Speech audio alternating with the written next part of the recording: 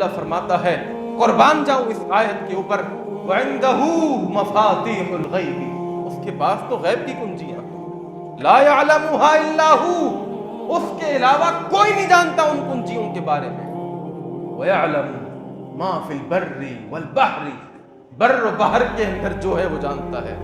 وَمَا تَسْقُطُ مِنْ وَرَقَةٍ إِلَّا يَعْلَمُهَا، اس زمین کے اوپر کتنے درخت ہیں، اللہ اکبر. آپ ہمارے پاکستان کے بالائی علاقوں میں چلے جائیں، آپ بلتستان چلے جائیں، آپ سوات چلے جائیں، پشاور چلے جائیں، اور وہاں پر آپ جنگلات کا، درختوں کا ایک لامتناہی سلسلہ دیکھیں. یہ تو پاکستان ہے، پاکستان کا ایک علاقہ ہے. اس دنیا کے اندر اس زمین کی پشت کے اوپر کتنے درخت ہوں گے، لاکھوں، اربوں، نیلوں، پدموں.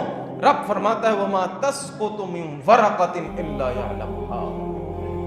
کہیں رات کی تاریکی میں، رات کی ظلمت کے اندر، رات کے اندھیرے کے اندر جب انسان سو رہا ہوتا ہے، جب اندھیرا ہی اندھیرا ہوتا ہے، تو اس اندھیرے کے اندر اس زمین کی پشت پر کھڑا ہوا ایک درخت کا تنا، اس پر سے گرنے والا ایک درخت کا پتا، اللہ جانتا ہے اس کو کب گرا، کیسے گرا، کتنے بج کر، کتنے منٹ پر، کتنے سیکنڈ کے اوپر گرا. یعلم، وہ جانتا ہے. وَلَا حَبَّةٍ فِي ظُلُمَاتِ الْأَرْضِ، انسان درخت لگاتا ہے، کتنے انسان ہیں، اور وہ انسان کہاں کہاں درخت لگاتا ہے. وَمَا تَسْقُطُ مِنْ وَرَقَةٍ إِلَّا يَعْلَمُهَا وَلَا حَبَّةٍ فِي ظُلُمَاتِ الْأَرْضِ، زمین کی ظلمتوں کی تہ کے اندر جب انسان وہ دانہ لگاتا ہے، اللہ کو پتا ہوتا ہے وہ دانہ زمین میں کہاں کہاں لگا ہوا ہے.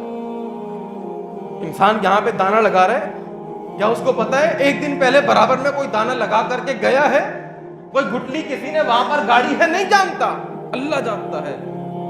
تو استاد جی اپنے شاگرد کو کہنے لگے بیٹا جی اگر گناہ چھوڑنا چاہتے ہو تو کوئی ایسی جگہ تلاش کرو کہ جو جگہ اللہ کے علم سے دور ہو، اللہ کا علم اس جگہ کا احاطہ نہ کر سکے، ایسی جگہ کا انتخاب کر کے جا کے گناہ کر.